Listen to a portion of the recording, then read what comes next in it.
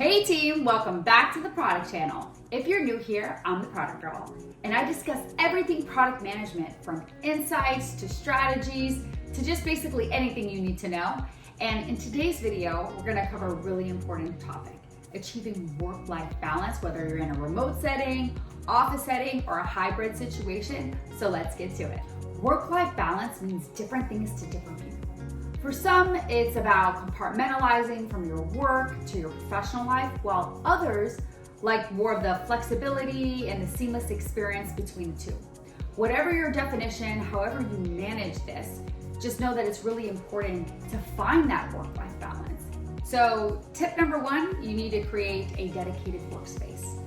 This really helps you to separate between your personal and your professional life. You know, when the pandemic hit back in 2020, a lot of us were working from our beds, we were working from our kitchen counters, the couch, you name it. And I think that kind of led to overworking ourselves because we couldn't find a way to differentiate between our professional lives and our personal lives. So if you have a dedicated workspace, this really helps to prevent that and help you stay more focused so that when you're working, at your job, you're like, okay, I'm super focused in, but also make time for you personally and say, okay, let me sign off for the day, I'm good. So a dedicated workspace really helps with this. So tip number two is to set a daily schedule. So obviously working from home, you have more flexibility, but you also need consistency. Consistency is really important, especially for your circadian rhythms. If you can wake up at the same time every day and go to bed at the same time every day, but if you have that set schedule, you get more done throughout your day. I know for me, like I said, during the pandemic, trying to get a hold of the remote work life, I would wake up at different hours, I would go to bed at different hours, within reason, right? Obviously I had my working hours, but once I had a set schedule, where I woke up at a certain time, went to bed at a certain time, it really created consistency for me, and it ended up allowing me to focus way better at work and also in my personal life as well. So tip number three is taking regular breaks.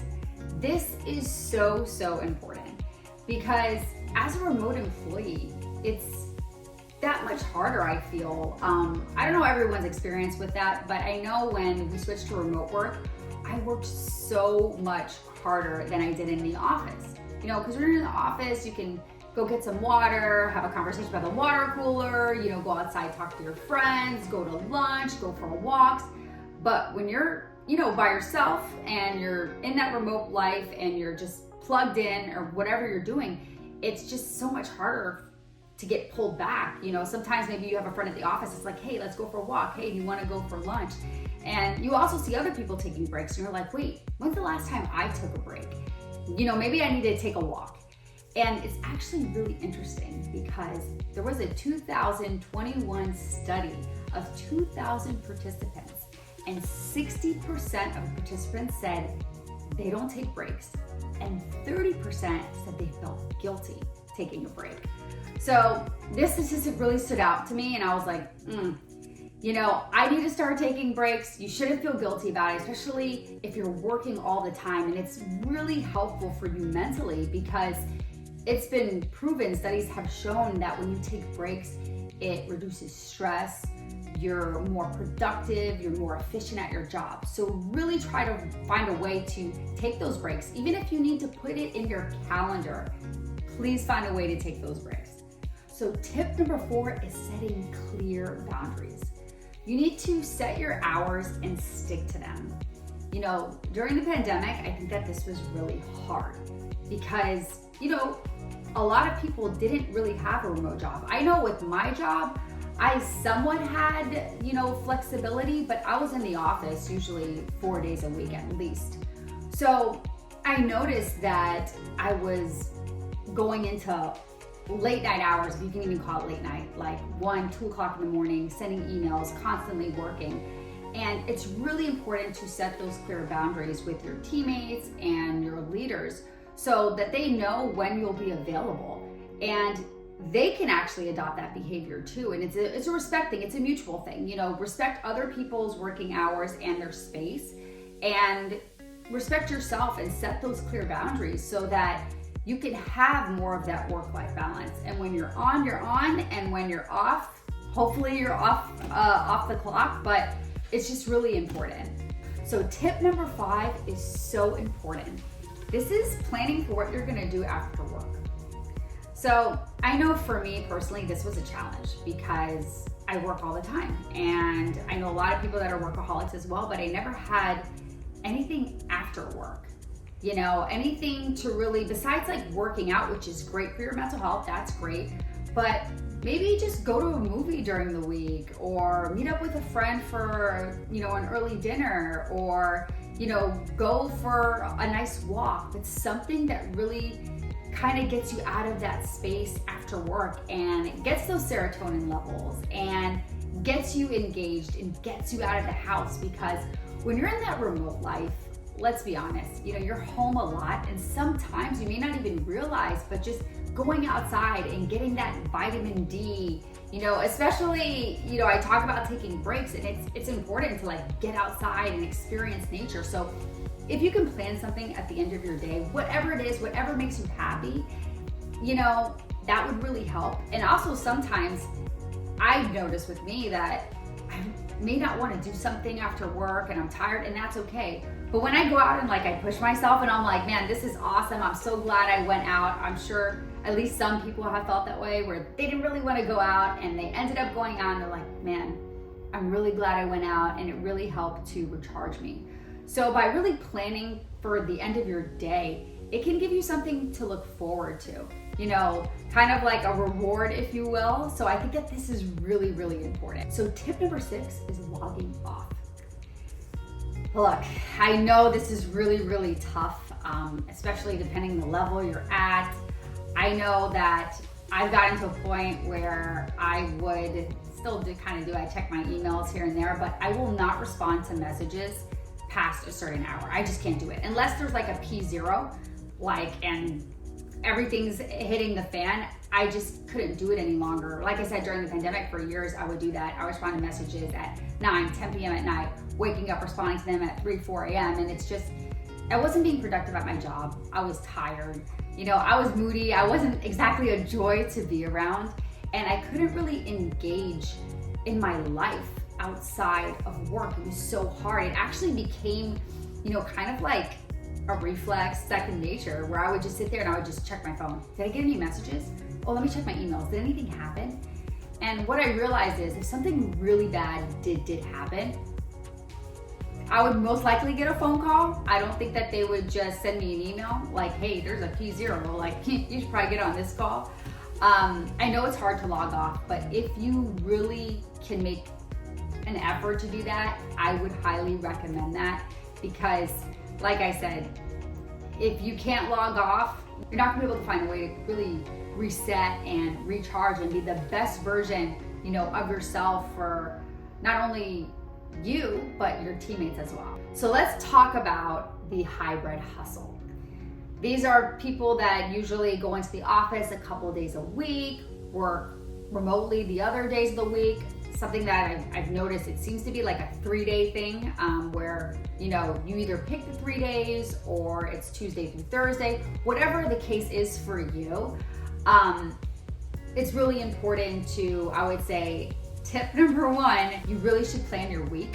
You should figure out which days that you're gonna be most, I guess you could say, I wouldn't want to say productive, but the days in the office, what you're going to do exactly. You know, are those going to be saved for your in-person meetings, your team collaborations, your big projects?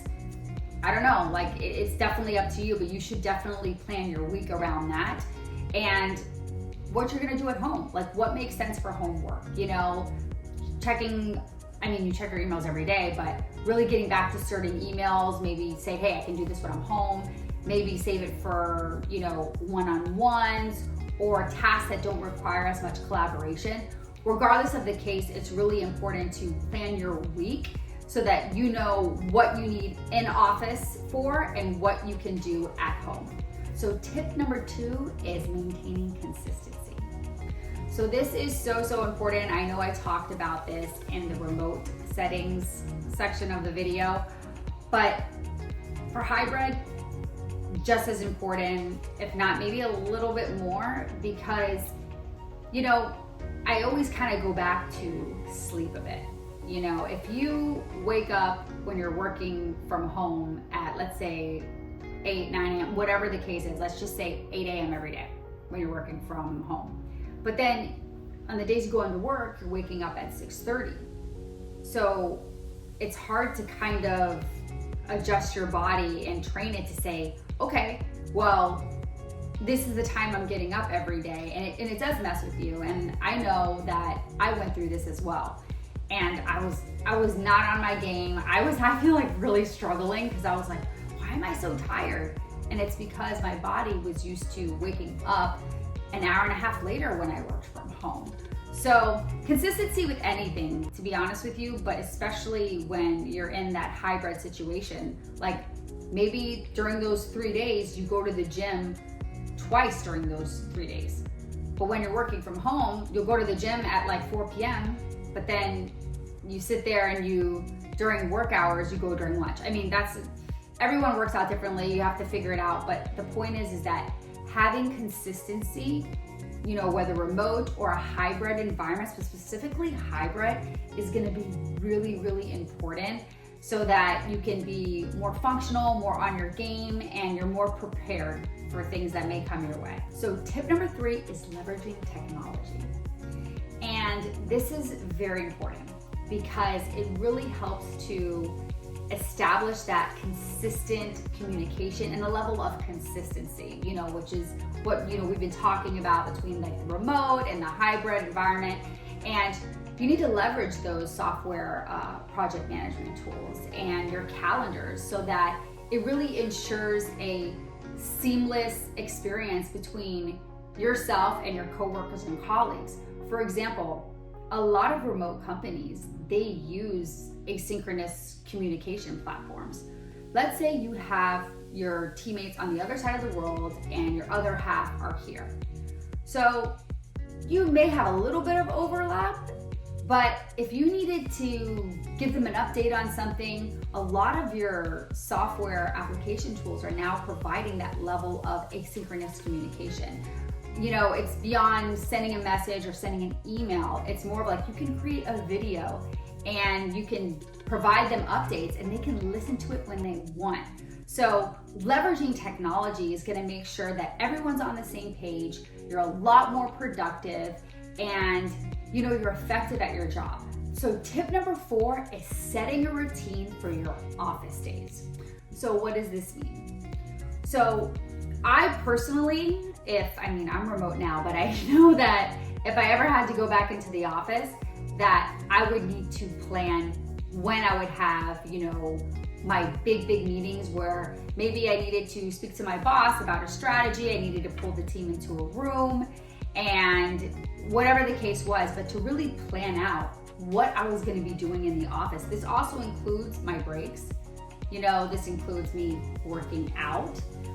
It includes a lot of different things, and to be able to really plan this kind of takes away from the stress levels, because you know, when you go into the office, most of the time anything that involves collaboration with your teammates or even your boss or big meetings where you need everyone in the office, it really helps to plan for these things. Like, okay, I know I have a strategy session tomorrow, I'm going into the office, let me plan accordingly, and reduces those stress levels. So tip number 5 is planning ahead. So put your bag together with the laptop in it. You know, make that lunch the night before. Have your gym bag ready so that when you wake up in the morning, you don't feel as rushed. You feel calm, collective, you know, focused, and you're ready to really take on the day. I know personally, anytime I don't really plan ahead for days that I went into the office, I felt really rushed and I didn't really want to start my day that way. My cortisol was up, I would always forget something, and just planning the night before, having everything set in the car, whether it was my, you know, gym bag or my office bag, whatever the case was, it really helped to start my day, you know, more productively, and it just overall just made me a better person, I feel like, throughout the day, because I was happier that I just, woke up, I had everything set, I could get my meditation in, I could have my breakfast, and then I could just make my way into the office. So tip number 6 is setting those expectations. So this is crazy important in pretty much any walk of life, personal or professional, but specifically when it comes to that hybrid situation. Because, you may not be available at the same hours working from home as you are working in the office. And sometimes those lines get, kind of blurred. So it's important to sit down, talk to your manager, talk to your teammates, level set everything. Get on that same wavelength so that there is no confusion. Like, maybe your boss is like, hey, during the days that we're in the office, I like to have team discussions, I like to have strategy sessions. And you're like, okay, so you're prepped for that, the times that you're gonna be available, the expectation going in. It's just honestly having that adult conversation where you're just like, these are the hours that I'm pretty much available when I'm in the office, out of the office. We've talked about, setting those boundaries, but it's really important to fulfill that and stick by it and setting those expectations, with your teammates and your leadership and your boss. So then you have your office employees. Usually this is 5 days a week, unless you're hybrid like we've talked about, but being in the office 5 days a week is really tough. Especially if you worked from home for 2+ years during the pandemic. You kind of got used to a different way of life, more flexibility, and going back into the office can definitely have its own set of challenges, if you will, when it comes to finding that divide between, personal and work-life balance. So tip number 1 is managing your commute. So you should really manage your commute wisely. And here's why. So the census recorded that on average, if you commute every day, it's 25.6 minutes each way, which calculates to 22.6 hours a week, which is 9 days of commuting for the entire year. So you're spent 9 days out of the whole year just in your car commuting. And you can really use this time to focus on your mental health, listen to motivational radio speeches, you can even, if you're going to the train to work or the bus, whatever the case is, you can further your education, you can listen to podcasts, you can just really expand your knowledge or just mentally take care of yourself. A lot of people use this time to check on their emails and do what they need to do before they get into the office. And it's just, it gives you extra time, if you will, depending on how you commute, whether it's train, bus, office. But regardless, that was the average, which is 9 days out of the whole year for your commute. So just use that wisely, put it into perspective, figure out what you can do in those, 9 days throughout the year, and it can really benefit you both, physically, mentally, and spiritually. So tip number 2 is set those boundaries. We talked about it with hybrid, we talked about it with fully remote, but this is really important if you're in the office 5 days a week. And I'm gonna tell you why. Because I think a lot of people may have that perception that, oh, I'm in the office, so, I can just come at this person 24/7. And just because, you're in the office for the hours that you're in the office doesn't mean that you have to be on it, all the time.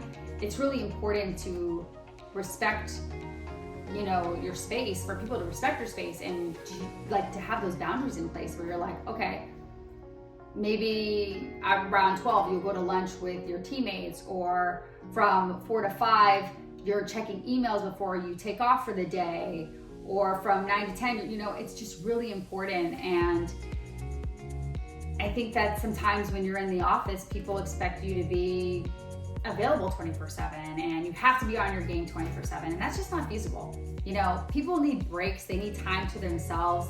Being in the office, it has its, challenges, I think, more than most. I obviously prefer remote work, but definitely set those boundaries in place so that you can find a way to be more efficient and happier in your job. So tip number 3 is utilizing those office perks. So a lot of companies, they have their wellness programs, they have, healthcare facilities. I know that as the years have gone on, a lot of companies have really tried to take care of their employees, and it's important to take advantage of this, especially in an office setting where you have to be there 5 days a week. I know at my first fintech company, they had a gym. They also offered yoga classes, meditation classes, salsa classes.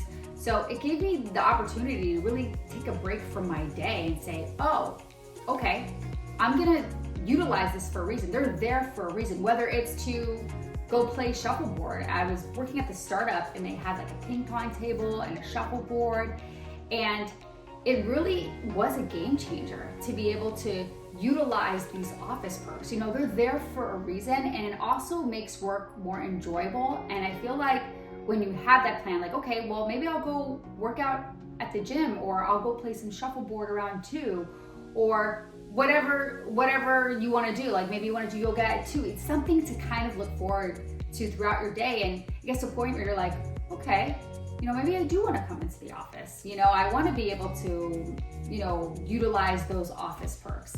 Also, I know some companies may not really have these office perks, but they do have, wellness opportunities that you can always, talk to your HR, even your boss about it.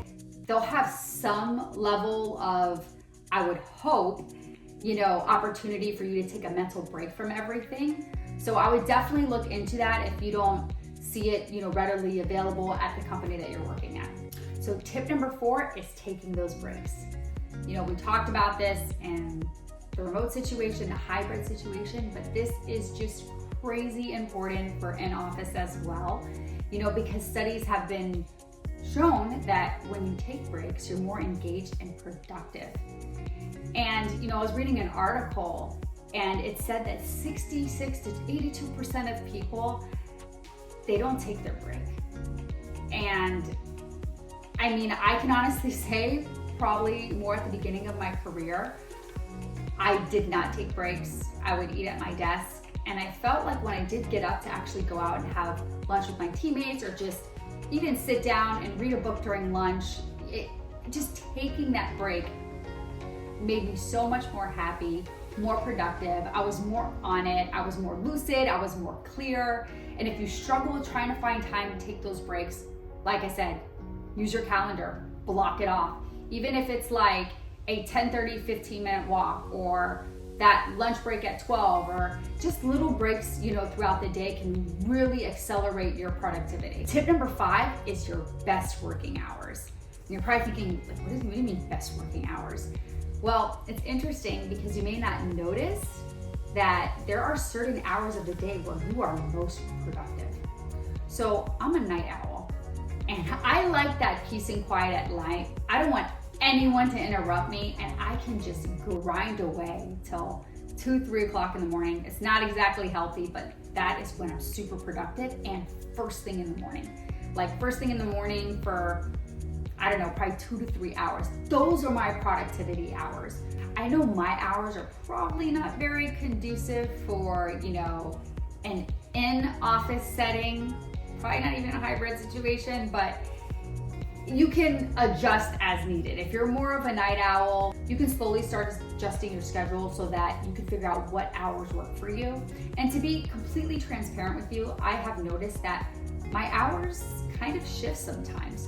So if you're in a situation where you have to go back into the office, you're more of a night owl, you'll find that circadian rhythm. You'll find what works for you and what doesn't, and figure out your most productive hours. Like, for example, if you're most productive between 10 and 12 in the morning. So how do you want to utilize that productivity? Do you want it spent working on emails, solo tasks, or do you want it to be sent in strategy sessions and collaboration sessions and ceremonies? So however you choose to spend your most productive working hours is entirely up to you, but I would find a way to figure out what those hours are and cater to them. So tip number 6 is using your PTO. So statistically, it's been proven that the average US American does not take all of their PTO. So to validate this, the US Bureau of Labor and Statistics in 2022 did research and a poll, and 55% of US-based workers did not use all of their time off. This is crazy to me because we work so hard, 24/7, that it's like, how am I supposed to take a break from everything, especially being in an office, going there 24/7, 5 days a week. I say 24/7 because I feel like, you're always working one way or another. Obviously, we talk about work-life balance, but things happen.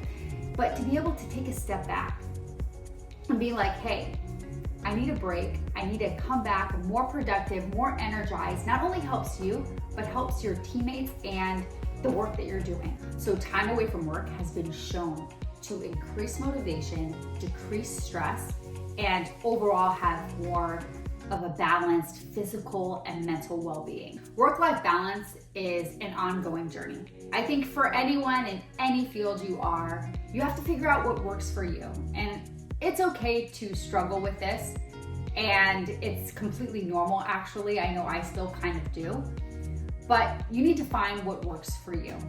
So hopefully these tips helped you and you can find a way to implement them. And if you haven't already, please click the like and subscribe button and place your comments below. I always love hearing from you. And as always, I'll see you soon.